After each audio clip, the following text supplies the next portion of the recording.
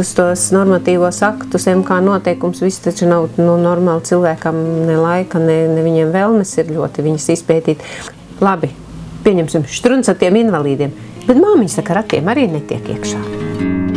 Jā, es uzskatu, ka ir nepieciešams šīs te uzbrauktuves jaunajām māmiņām un invalīdiem. Ja es dodos ar šiem ratiņiem pastaigā, ja es vēlos apmeklēt ārstu, kaut vai bez iepriekšējas vizītes, tad es šos ratiņus noliekot ārā pie iestādes, ieejot ar bērnu iekšā pie ārsta un iznākot ārā, ir tāda iespēja, ka man šo ratiņu var nebūt.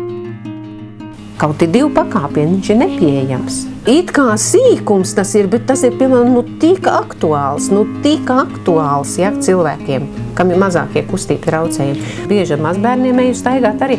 Man vienmēr ir jāpaskatās un jāpārceļ. Ja šitā iešu, tad būs bērns ārā no ratiem.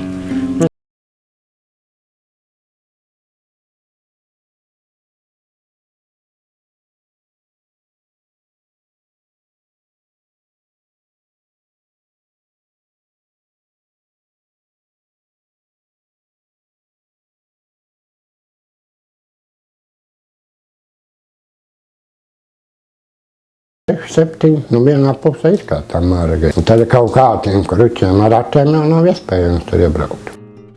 Es pilnīgi nevienu nevainoju, vai tā ir nezināšana, vai tā ir negribēšana no domes puses, jo nevienu jau projektu nepieņem, kamēr domas attiecīgie speciālisti viņi nav parakstījuši. Tad kā cilvēks tur sēž, kurš par to atbild? Invalīds nav tas cilvēks, kurš neko nevar. Viņš var visu, viņš var tikai to savādāk.